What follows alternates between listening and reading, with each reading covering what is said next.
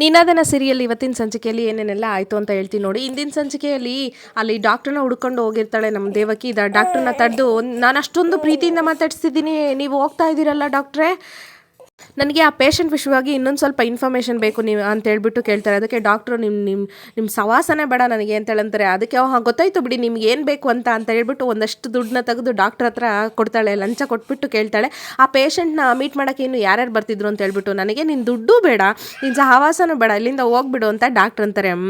ನಾನು ಒಳ್ಳೆ ಮಾತಲ್ಲಿ ಕೇಳ್ತಿದ್ದೀನಿ, ನನ್ನ ಮಂಡೆ ಬಿಸಿ ಮಾಡಿದೆ ಅಂತಂದರೆ ನಿಮ್ಮ ಮೊದಲು ನನ್ನ ಹತ್ರ ಲಂಚ ತೊಗೊಂಡಿದ್ಯಲ್ಲ, ಅದನ್ನೆಲ್ಲ ನಿಮ್ಮ ಹಾಸ್ಪಿಟಲಲ್ಲಿ ಅದು ಯಾರೋ CEO ಅಂತ ಇರ್ತಾರಲ್ಲ ಅವ್ರ ಹತ್ರ ಹೇಳ್ಬಿಡ್ತೀನಿ ಅಂತ ಡಾಕ್ಟ್ರಿಗೂ ಕೂಡ ಬ್ಲ್ಯಾಕ್ ಮೇಲ್ ಮಾಡಿಬಿಡ್ತಾಳೆ ನಮ್ಮ ದೇವಕಿ. ಅವಾಗ ಡಾಕ್ಟ್ರ್ ಇದ್ದವರು, ಅಯ್ಯೋ ನನಗೆ ಏನು ಕರ್ಮನೋ ಏನೋ, ಹೋಗಿ ನಿನ್ನ ಸಾಹಸ ಮಾಡಿಬಿಟ್ನಲ್ಲ ಅಂತ ಹೇಳ್ಬಿಟ್ಟು ಇನ್ನೇನು ಅವಳು ಎದುರಿಸಿದ್ಲಲ್ವ, ಹಂಗಾಗಿ ಸರಿ ಆಯಿತು ಹೇಳ್ತೀನಿ. ಯಾರೋ ಒಬ್ಬರು ಆ ಪೇಷಂಟ್ನ ಮೀಟ್ ಮಾಡೋಕ್ಕೆ ವೇದನ ಬಿಟ್ಟು ಇನ್ನೊಬ್ರು ಬರ್ತಾಯಿದ್ರು, ಕಾರಲ್ಲಿ ಬಂದು ಹೋಗ್ತಾಯಿದ್ರು. ಅವ್ರು ಯಾರೋ ದೊಡ್ಡ ಶ್ರೀಮಂತರಂತ ಅನಿಸುತ್ತೆ. ಪೇಷಂಟ್ಗೆ ಡಿಸ್ಟರ್ಬ್ ಮಾಡಬೇಡಿ, ಚೆನ್ನಾಗಿ ನೋಡ್ಕೊಳ್ಳಿ ಅವ್ರನ್ನ ಅಂತ ಹೇಳ್ಬಿಟ್ಟು ಹೋಗ್ತಾಯಿದ್ರು, ಅಷ್ಟೇ ನನಗೆ ಗೊತ್ತಿರೋದು ಅಂತ ಹೇಳ್ಬಿಟ್ಟು.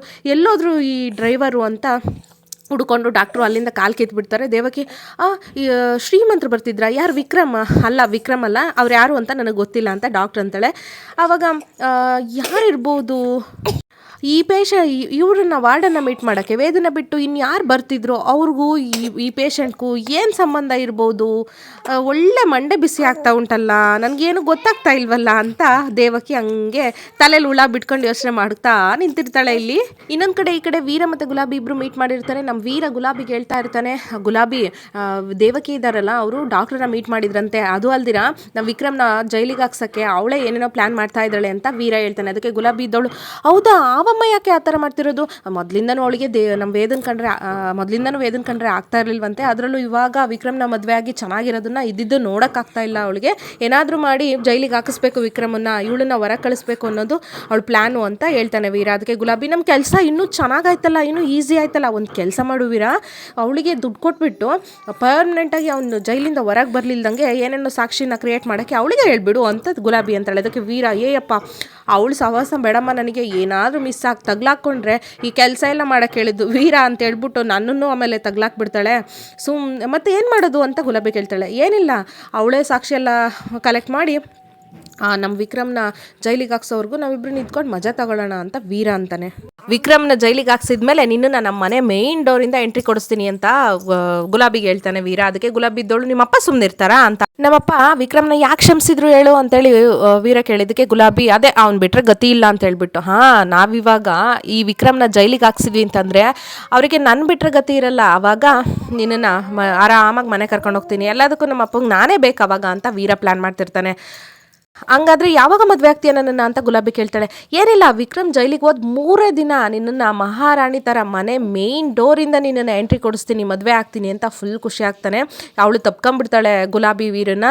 ವಿಕ್ರಮ್ ಹೆಜ್ಜೆಗೂ ನನ್ನನ್ನು ಸೋಲಿಸ್ತಿದ್ದೆ ಅಲ್ಲ, ನೋಡ್ತಾ ಇರು, ನಿನ್ನನ್ನು ಪರ್ಮನೆಂಟಾಗಿ ಜೈಲಿಗೆ ಕಳಿಸಿ ನಿನ್ನ ಸಿಂಹಾಸನದ ಮೇಲೆ ನಾನು ಕೂತ್ಕೊಂತೀನಿ ಅಂತ ಸ್ವಂತ ಅಣ್ಣನೇ ತಮ್ಮನ ವಿರುದ್ಧ ಇಲ್ಲಿ ಪ್ಲ್ಯಾನ್ ಮಾಡ್ತಾ ಇರ್ತಾನೆ.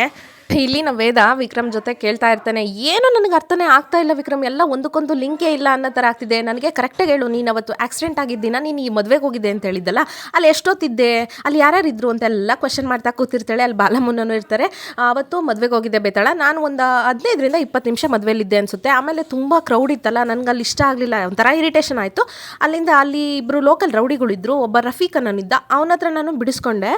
ಅಲ್ಲಿ ತುಂಬ ಟ್ರಾಫಿಕ್ ಇತ್ತು ಅಂದ್ಬಿಟ್ಟು ನಾನು ಈ ಕಡೆ ಶಾರ್ಟ್ ರೂಟಲ್ಲಿ ಹೋಗ್ಬಿಡೋಣ, ಬೇಗ ಬರ್ತೀನಿ ಅಂತ ಬರ್ತಾ ಇದ್ದೆ. ಅಲ್ಲಿ ಬರ್ತಾ ಇದ್ದೆ, ಇನ್ನೇನು ಅಲ್ಲೆಲ್ಲ ವೆಹಿಕಲ್ಲು ಕ್ರೌಡು ಇತ್ತು. ಅಲ್ಲಿ ಒಬ್ಬ ಬಿದ್ದ, ಅಣ್ಣ ಅವನೇ ಪ್ರದೀಪು, ನನಗಿನ್ನೇನೋ ಗೊತ್ತಿತ್ತು, ನನಗೆ ಅವಾಗ ಏನು ಅಂತಲೇ ಗೊತ್ತಿಲ್ಲ, ಸರಿ ಯಾರು ಅಂತ ನೋಡೋಣ ಅಂತ ಅಲ್ಲಿಗೆ ಹೋದೆ. ಅಲ್ಲಿ ಯಾರೋ ಇದ್ದವರು, ಒಬ್ಬ ಓಡೋಗ್ತಾ ಇದ್ದ, ಇನ್ನೂ ಜನ ಇದ್ರಲ್ಲ ಅವರು ಪೊಲೀಸ್ ಎಲ್ಲ ಅಂತ ಅಂತಿದ್ರು. ಈಗ ನಾವಿರೋ ಪ್ರೊಫೆಷನ್ನು, ನಾವು ರೌಡಿಗಳು, ನಾನೇನಾದರೂ ಅಲ್ಲಿದ್ದೆ ಅಂತಂದರೆ ಈ ಪೊಲೀಸ್ಗಳು ಏನು ಮಾಡ್ತಾರೆ ಅಂದರೆ, ಇವನೇ ಸಾಯಿಸಿರೋದು ಅಂದ್ಬಿಟ್ಟು ಏನಾದರೂ ಕೇಸ್ ಮೇಲೆ ನಮ್ಮನ್ನು ಬುಕ್ ಮಾಡ್ತಾರೆ. ನನಗೆ ಯಾಕೆ ಬೇಕು ಅಂದೆ, ನಾನು ಯಾರು ಅಂತಲೂ ಸದಾ ನೋಡಲಿಲ್ಲ, ಅಲ್ಲಿಂದ ಓಡ್ ಬಂದು ಇದು ಮಾಡಿದೆ. ಸರಿ ಆಯಿತು ವಿಕ್ರಮ್, ನೀವು ಓಡೋಗಿದ್ದನ್ನು ಈ ವಾರ್ಡನ್ ಹೆಂಗೆ ನೋಡಿದ್ರು ಅಂತ ವೇದ ಕೇಳ್ತಾಳೆ. ಅದೇ ನನಗೂ ಗೊತ್ತಾಗ್ತಾ ಇಲ್ಲ ವೇದ ಅಂತ ವಿಕ್ರಮ್ ಅಂತಾನೆ. ಆದರೆ ಈ ವಾರ್ಡನ್ನು ಇವನೇ ಕೊಲೆ ಮಾಡಿದ್ದು ನಾನು ನೋಡಿದೆ ಅಂತ ಯಾಕೆ ಹೇಳ್ತಿದ್ದಾರೆ ಅಂತ ವೇದ ಅಂದಾಗ ವಿಕ್ರಮ್ನೇ, ಅದೇ ನನಗೆ ಗೊತ್ತಾಗ್ತಿಲ್ಲ ಕಣೆ ವೇದ ಅಂತೇಳಿ ಅಂತಾನೆ. ಇಲ್ಲಿ ನೀನು ನಿಜಾನೇ ಹೇಳ್ತಿದ್ಯಾ ಅನ್ನೋದಾದರೆ ಇಲ್ಲಿ ನಿನ್ನ ಮತ್ತು ವಾರ್ಡನ್ನು ಬಿಟ್ಟು ಇನ್ಯಾರು ಆಕ್ಸಿಡೆಂಟ್ನ ನೋಡಿದ್ದಾರೆ ಅನ್ನೋದನ್ನು ಕಂಡುಹಿಡಿಬೇಕು. ನೀನು ನಿಜಾನೇ ಹೇಳ್ತಿದ್ಯಾ, ನೀನು ಸಾಯಿಸಿಲ್ಲ ಅನ್ನೋದಾದರೆ ಇಲ್ಲಿ ಇನ್ಯಾರೋ ಈ ಕೇಸ್ನ ದಿಕ್ಕು ತಪ್ಪಿಸ್ತಾ ಇದ್ದಾರೆ.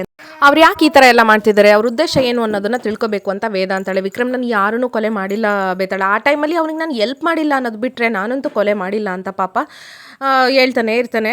ಇನ್ನೊಂದು ಕಡೆ ವೇದ ಸಾಕ್ಷಿ ಕಲೆಕ್ಟ್ ಮಾಡ್ತಿರ್ತಾಳಲ್ಲ, ಅಲ್ಲಿ ಕಾರ್ನರಲ್ಲಿ ಆಕ್ಸಿಡೆಂಟ್ ನೋಡಿದವ್ರನ್ನ ಒಬ್ಬರನ್ನ ಮಾತಾಡ್ಸೋಕ್ಕೆ ಅಂತ ಹೋಗಿರ್ತಾಳೆ. ಸುಬ್ಬಣ್ಣ ಅಂದರೆ ನೀವೇನಾ ಅಂತ ಒಂದು ಅಂಗಡಿ ತಾತನ ಮಾತಾಡಿಸ್ತಾಳೆ. ಹೌದು ನಾನು ಏನು ಬೇಕಮ್ಮ ಅಂತೇಳಂತಾರೆ. ಏನಿಲ್ಲ, ಈಗ ಒಂದು 2 ವರ್ಷದ ಮುಂಚೆ ಒಂದು ಆಕ್ಸಿಡೆಂಟ್ ಆಯ್ತಲ್ಲ, ಅದನ್ನು ನೀವು ನೋಡಿದಿರ ಅಂತ ಪೊಲೀಸ್ ಸ್ಟೇಷನಲ್ಲಿ ಗೊತ್ತಾಯಿತು, ನನಗೆ ಅದ್ರ ಬಗ್ಗೆ ಇನ್ಫಾರ್ಮೇಷನ್ ಬೇಕಿತ್ತು ಅಂತ ಕೇಳ್ತಾಳೆ. ಅಯ್ಯೋ ಅದ್ರ ಬಗ್ಗೆ ನಾನು ಅವತ್ತೇ ಹೇಳಿದ್ದೀನಿ, ನನಗೂ ಇದಕ್ಕೂ ಏನೂ ಸಂಬಂಧ ಇಲ್ಲ, ಈಗ ಗಿರಾಕಿಗಳು ಬರೋ ಹೊತ್ತಾಯಿತು, ಸುಮ್ಮನೆ ಇಲ್ಲಿಂದ ಹೋಗಮ್ಮ ಅಂತ ಅಂತಾರೆ. ಅದಕ್ಕೆ ವೇದ ನೋಡಿ ಸರ್, ಇದರಲ್ಲಿ ನನ್ನ ಗಂಡನ್ನ ಯಾರೋ ಬೇಕು ಅಂತ ಸಿಕ್ಕಾಕ್ಸಿದ್ದಾರೆ, ಇದು ನನ್ನ ಬದುಕಿನ ಪ್ರಶ್ನೆ, ದಯವಿಟ್ಟು ಹೇಳಿ ಇದು ಅಂತೇಳಂದಾಗ ಪಾಪ ಅವನು ಸರಿ ಏನು ಬೇಕು ಹೇಳಿ ಅಂತಂದಾಗ, ನೀವು ಆ ಕೊಲೆನ ಯಾರು ಮಾಡಿದ್ದು ಅಂತ ನೋಡಿದ್ರಾ ಅಂತ ಏನೋ ಕೇಳ್ತಾಳೆ. ಅದಕ್ಕೆ ತಾತ ಇದ್ದರು, ಅದು ಕರೆಕ್ಟಾಗಿ ನನಗೆ ಗೊತ್ತಿಲ್ಲ, ಆದರೆ ಈ ಕಡೆಯಿಂದ ಒಬ್ಬ ಬರ್ತಿದ್ದ, ಒಂದು ಹಸಿರು ಕಲರ್ ಕಾರಲ್ಲಿ ಒಂದು ದೊಡ್ಡ ಕಾರ್ ಬಂತು, ಅವನನ್ನು ಡಿಕ್ಕಿ ಹೊಡ್ಕೊಂಡು ಹಂಗೆ ಹೋಗ್ಬಿಡ್ತು, ನಿಲ್ಲಿಸ್ಲಿಲ್ಲ.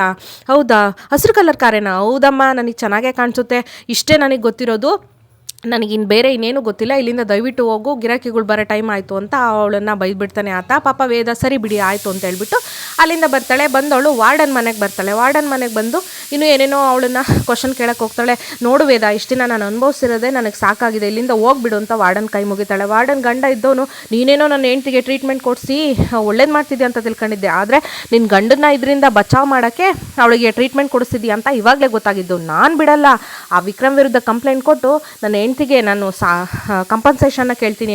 ಅವನು ನಿನ್ನ ಗಂಡ ವಿಕ್ರಮು ಆ ಪ್ರದೀಪನ ಕೊಂದಿರೋದಲ್ದಿರ ನನ್ನ ಹೆಂಡ್ತಿನ ಇಂಥ ಸ್ಥಿತಿಲಿ ಬಿಟ್ಟೋಗಿದ್ದಾನೆ, ನಾನಂತೂ ಅವನಿಗೆ ತಕ್ಕ ಪಾಠ ಕಲಿಸ್ತೀನಿ ಅಂತ ಏನೇನೋ ಕೂಗಾಡ್ತಿರ್ತಾನೆ.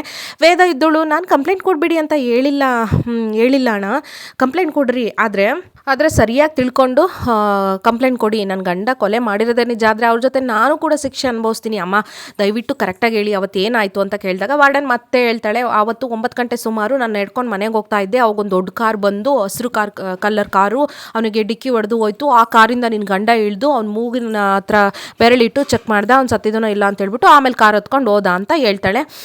ಅದು ಹಸಿರು ಕಲರ್ ಕಾರೇನಾ, ನೀವು ಕರೆಕ್ಟಾಗಿ ನೋಡಿದ್ರೆ? ಹೌದು ನಾನು ಕರೆಕ್ಟಾಗಿ ನೋಡಿದ್ದೀನಿ, ನಾನೇನು ಸುಳ್ಳು ಹೇಳ್ತೀನ ಅಂತ ವಾರ್ಡನ್ ಅಂತಾಳೆ.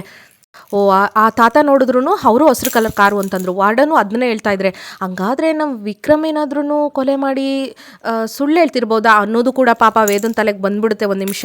ಇನ್ನೊಂದು ಕಡೆ ಈ ದೇವಕಿ ಉಮ್ಮನ ಮನೆಗೆ ಓಡ್ಕೊಂಡು ಬಂದು, ಉಮಾ ಎಲ್ಲಿದೆಯಾ, ಬಾರ ಇಲ್ಲಿ ಬೇಗ ಅಂತ, ಏನು ದೇವಕಿ ಅಂತ ಬರ್ತಾರೆ ಉಮಾ ಮತ್ತು ಉಮ್ಮನ ಗಂಡ. ನಾವು ಬೇಗ ಹೋಗಿ ಆ ಮೀಡಿಯಾದವ್ರನ್ನೆಲ್ಲ ಕರ್ಸೋಣ ಅಂತೇಳಂತಾಳೆ. ಆದರೂ ನಮಗೆ ಅದ್ರ ಬಗ್ಗೆ ಕರೆಕ್ಟಾಗಿ ಸಾಕ್ಷಿ ಇಲ್ವಲ್ಲ ದೇವಕಿ ಅಂತ ಉಮಾ ಕೇಳ್ತಾಳೆ. ಸ್ವಲ್ಪ ಯಾಮಾರಿದ್ರು ದೊಡ್ಡ ಡ್ಯಾಮೇಜ್ ಆಗಿಬಿಡುತ್ತೆ, ಸ್ವಲ್ಪ ಯೋಚನೆ ಮಾಡೋದು ಒಳ್ಳೇದು ಅಂತ ಅನಿಸುತ್ತೆ ಅಂತ ಉಮಾ ಅಂತಾಳೆ. ನಾವೇನಾದರೂ ಸ್ವಲ್ಪ ಯಾಮಾರಿದ್ರು ನಮ್ಮ ಮಗಳನ್ನ ಪರ್ಮನೆಂಟಾಗಿ ಕಳ್ಕೊಂಡ್ಬಿಡ್ತೀವೇನೋ ಅಂತ ಉಮಾ ಅಂತಾಳೆ. ಎಂಥದ ಇನ್ನೂ ಮಗಳು ಅಂತಿದ್ಯಾ ಆ ವೇದನ್ನ, ಅವತ್ತು ನೋಡಿದ್ರೆ ನೀನು ನನ್ನ ಮಗಳೇ ಅಲ್ಲ, ನನ್ನ ಪಾಲಿಗೆ ಸತ್ತೋದೆ ಅಂತ ಎಲ್ಲ ಡೈಲಾಗ್ ಹೊಡೆದು ಬಂದುಬಿಟ್ಟೆ. ಅವತ್ತೇನೋ ಕೋಪ ಇತ್ತು ಅದಕ್ಕಂದೆ. ಓಹೋ, ಇವತ್ತಂಗಾದ್ರೆ ಕೋಪ ಕರ್ಗೋಯ್ತಾ? ಸ್ವಲ್ಪನೂ ನಿನ್ನ ಮಗನ ಸಾವಿನ ಬಗ್ಗೆ ನಿನಗೇನು ಅನ್ನಿಸ್ತಾನೆ ಇಲ್ವಾ? ನಾವು ಇನ್ನೂ ಸ್ವಲ್ಪ ದಿನ ವೆಯ್ಟ್ ಮಾಡಿದರೆ ಆ ವಿಕ್ರಮ್ ಮತ್ತು ವೇದ ಆ ಕತೆ ನಮ್ಮ ಮಗನ ಸಾವಿನೆಲ್ಲ ಸಾಕ್ಷಿನ ಅಳಿಸಾಕಿ ಹೊಸ ಕತೆನೇ ಬರೆದ್ಬಿಡ್ತಾರೆ ಕಣ, ನಡಿಯ ಬೇಗ ಮೀಡಿಯಾದವ್ರಿಗೆ ಹತ್ರ ಹೋಗೋಣ ಅಂತ ಅವ್ರ ತಲೆಗೆ ತುಂಬ್ತಾ ಇರ್ತಾಳೆ. ಅದಾಗಲ್ಲ ದೇವಕಿ, ನಮ್ಮ ಮಗ ಸತ್ತೋದ್ಮೇಲೆ ಮಗನಾಗಿ ನಿಂತಿದ್ಲು, ನಮಗೆ ನಮ್ಮ ಮಗ ಮಾಡಿ ಸಾಲ ಎಲ್ಲ ತೀರಿಸಿದ್ಲು, ಅದು ಅಲ್ದಿರ ಅವಳು ಅನ್ನೋದ್ ಋಣ ನಮ್ಮ ಮೇಲೆ ಇದೆ ಕಣೆ ಅಂತೇಳಂತಾಳೆ. ಓಹೋ, ಏನು ಮಗಳು ಅನ್ನೋ ಪ್ರೀತಿ ಉಕ್ಕಿ ಉಕ್ಕಿ ಹರಿತಾ ಇದೆ? ಹಂಗಲ್ಲ ದೇವಕಿ, ಮೊನ್ನೆ ವೇದ ಮನೆಗೆ ಬಂದು ಹೋದಾಗಿಂದ ನನ್ನ ಮನಸ್ಸೇ ಸರಿ ಇಲ್ಲ, ನಾವು ತಪ್ಪು ಮಾಡ್ತಿದ್ದೀವಿ, ನಾವು ದುಡುಕ್ತಿದ್ದೀವಿ ಅಂತ ಅನ್ನಿಸ್ತಾ ಇದೆ ಅಂತ ಉಮಾ ಹೇಳ್ತಾಳೆ. ಅಂದರೆ ಉಮಾ ಮನಸ್ಸನ್ನ ಚೇಂಜ್ ಮಾಡ್ಕೊಂಡಿರ್ತಾಳೆ ಉಮ್ಮನ ಗಂಡ. ಅವಾಗ ನಿನ್ನ ಆಲೋಚನೆ ಸರಿಯಾಗಿದೆ ಉಮಾ, ವೇದ ಸತ್ಯನ ಹುಡುಕ್ತೀನಿ ಅಂತ ಹೇಳಿದಳಲ್ಲ, ಅಲ್ಲಿವರೆಗೂ ಅವಳಿಗೆ ಕಾಲಾವಕಾಶ ಕೊಡೋಣ ಅಂತ ಹೇಳ್ತಾನೆ. ಅದಕ್ಕೆ ದೇವಕಿ, ಅವಳು ಸತ್ಯನ ಹುಡುಕಲ್ಲ, ಸತ್ಯನ ನಾಶ ಮಾಡ್ತಾಳೆ. ಒಟ್ಟಿನಲ್ಲಿ ಆ ಅಡಬ್ಬೆ ವೇದ ನಿಮ್ಮಿಬ್ಬರು ಬ್ರೈನ್ ವಾಶ್ನ ಚೆನ್ನಾಗೇ ಮಾಡಿದ್ದಾಳೆ ಅಂತ ಅಂತಾಳೆ. ನನಗೇನು ಮಾಡಬೇಕು ಅಂತ ಗೊತ್ತಾಗ್ತಾ ಇಲ್ಲ ದೇವಕಿ ಅಂತ ಉಮಾ ಅಂತಾಳೆ. ಓ ಉಮಾ ಬಾವ, ನೀವೇನು ಮಾಡಬೇಡಿ ಆಯಿತಾ ಉಮಾ, ನಾನು ಏನು ಹೇಳ್ಕೊಡ್ತೀನ ಅದನ್ನು ಹೇಳು ಅಷ್ಟೇ. ಬಂದ್ಬಿಟ್ಲು ಅನ್ನೋದ್ ಋಣ, ಆ ಋಣ ಈ ಋಣ ಅನ್ಕೊಂತ ಗೊಣಗ್ತಾ ದೇವಕಿ ಅಲ್ಲಿಂದ ಹೋಗ್ತಾಳೆ. ಇನ್ನೊಂದು ಕಡೆ ನಮ್ಮ ವಿಕ್ರಮ್ ಅಲ್ಲಿ ರೂಮಲ್ಲಿ ಸುಮ್ಮನೆ ಕೂತಿರ್ತಾನೆ. ವೇದ ಬರ್ತಾಳೆ. ಆವಾಗ ಸತ್ಯ ಏನು ಅಂತ ಗೊತ್ತಾಯ್ತಾ ಅಂತ ವಿಕ್ರಮ್ ಅಂತಾನೆ. ಸತ್ಯನ ಬೆನ್ನಟ್ಟು ಹೋದ್ರೆ ಆ ಸತ್ಯ ಅನ್ನೋದು ತುಂಬ ಕಹಿನೇ ಇದೆ ಅಂತ ಅಂತಾಳೆ. ಅರ್ಥ ಆಗಲಿಲ್ಲ ಅಂತ ವಿಕ್ರಮ್ ಅಂತಾನೆ. ವಿಕ್ರಮ್, ನಾನು ನಿನ್ನ ಹತ್ರ ಸುಳ್ಳು ಹೇಳ್ಬೇಡ, ನನಗೆ ಮನಸ್ಸಿಗೆ ನೋವಾಗುತ್ತೆ ಅಂತನೋ ಅಥವಾ ನಾನೆಲ್ಲಿ ನಿನ್ನನ್ನು ಬಿಟ್ಟು ಹೋಗ್ತೀನಿ ಅಂತನೋ ದಯವಿಟ್ಟು ಸುಳ್ಳು ಹೇಳ್ಬೇಡ, ನಿಜ ಏನು ಅಂತ ಹೇಳು, ನೀನು ಆ ಪ್ರದೀಪನ ಕೊಂದಿಲ್ಲ ತಾನೆ ಅಂತ ಮತ್ತೆ ಕೇಳ್ಬಿಡ್ತಾಳೆ. ವಿಕ್ರಮ್ ಇಷ್ಟೆಲ್ಲ ಆದಮೇಲೆ ಅವಳು ಆ ಥರ ಕೇಳಿದ್ದಕ್ಕೆ ಪಾಪ ತುಂಬ ಮನಸ್ಸಿಗೆ ನೋವಾಗಿ ಹಂಗೆ ನಗ್ತಾ ಹೇಳ್ತಾನೆ, ಅಂದರೆ ನಿನಗೂ ನನ್ನ ಮೇಲೆ ನಂಬಿಕೆ ಇಲ್ವಾ ಅಂತ ಹೇಳ್ಬಿಟ್ಟು. ಅಲ್ಲ, ಇಲ್ಲಿ ಬೇರೆಯವ್ರಿಗಿಂತ ಸ್ವಂತ ಅಣ್ಣ ವೀರನೇ ನಮ್ಮ ವಿಕ್ರಮ್ಗೆ ಶತ್ರು ಆಗಿದ್ದಾನೆ. ನೋಡೋಣ ಇನ್ನೊಂದು ಸಂಚಿಕೆಯಲ್ಲಿ ಏನೇನೆಲ್ಲ ಪಿತೂರು ಮಾಡ್ತಾರೆ ಪಾಪ ನಮ್ಮ ವಿಕ್ರಮ್ ವಿರುದ್ಧ ಅಂತ ಹೇಳ್ಬಿಟ್ಟು ಇನ್ನೊಂದು ಸಂಚಿಕೆಯಲ್ಲಿ ಸಿಗ್ತೀನಿ ನಿಮ್ಮ ಜೊತೆ. Thank you so much and bye ಎಲ್ರಿಗೂ.